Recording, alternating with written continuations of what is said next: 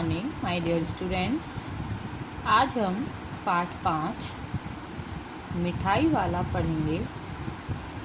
मिठाई वाला श्री भगवती प्रसाद वाजपेयी द्वारा लिखी गई एक रोचक कहानी है।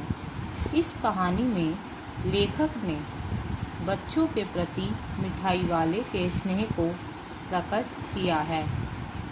तो बच्चों, इस पाठ का हम सार देखेंगे और आप इस पाठ को स्वयं पढ़ेंगे।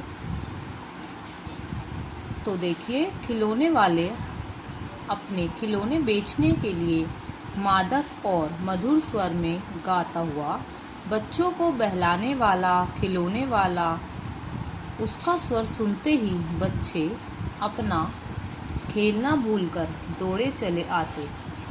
बच्चों के प्रति उसका विशेष लगाव झलकता था।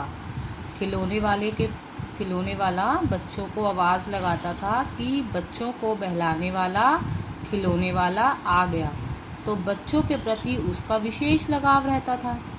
उसे उन बच्चों में अपने बच्चों की झलक नज़र आती थी।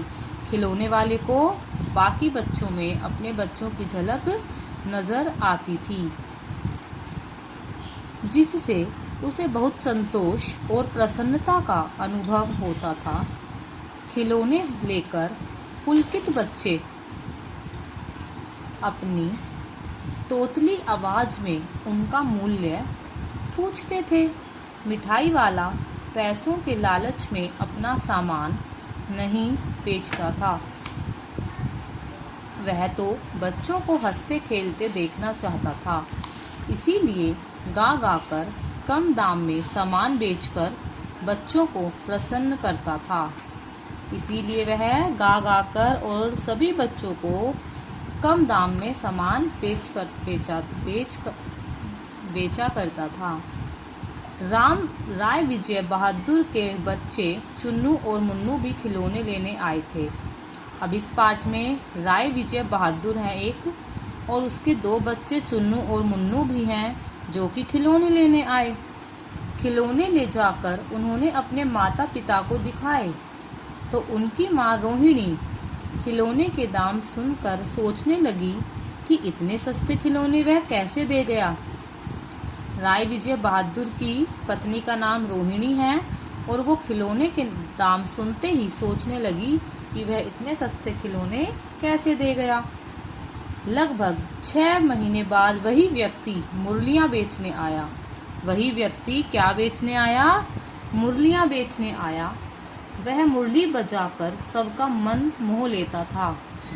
रोहिणी ने जैसे ही उसकी आवाज़ सुनी, वह समझ गई कि यह वही खिलौने वाला इंसान है।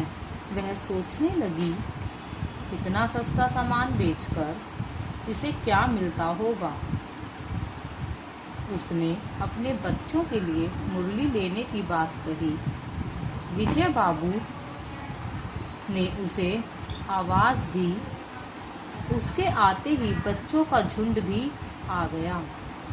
सब मुरली लेने की जिद करने लगे।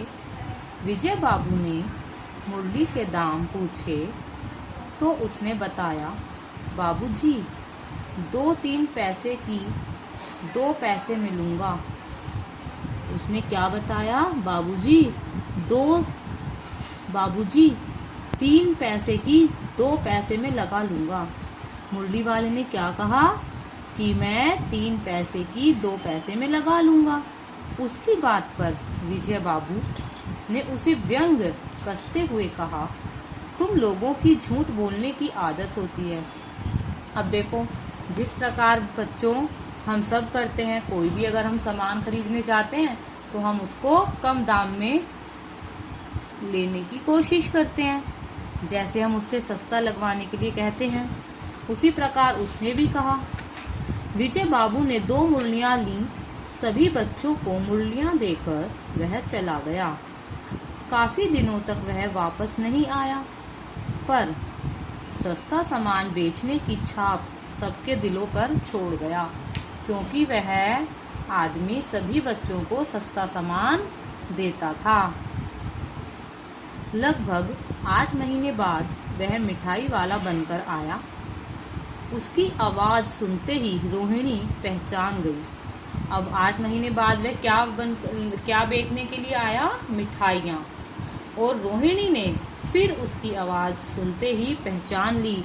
ना जाने क्यों मिठाई वाले के जीवन के बारे में वह जानने की कोशिश कर न जाने क्यों मिठाई वाले की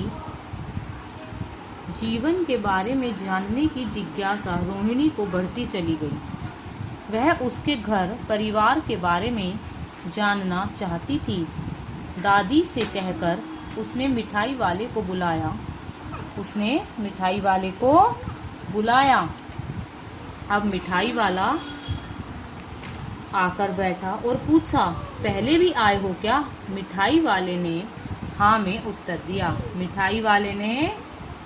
उत्तर दिया। दादी और रोहिणी के बार बार पूछने पर उसने अपने बच्चों के बारे में बताया, क्योंकि उसकी दुख भरी व्यथा थी। तब उसने कहा, इन बच्चों को हंसता खेलता देखता हूँ तो मुझे इनमें अपने बच्चे दिखाई देते हैं। मिठाई वाले ने क्या कहा कि मुझे इनमें अपने बच्चे दिखाई देते हैं। आप लोगों की दया से मुझे पैसों की कोई कमी नहीं है। जो चीज़ नहीं है वह इस तरह पा लेता हूँ। और वह बच्चों से बहुत प्रेम करता था।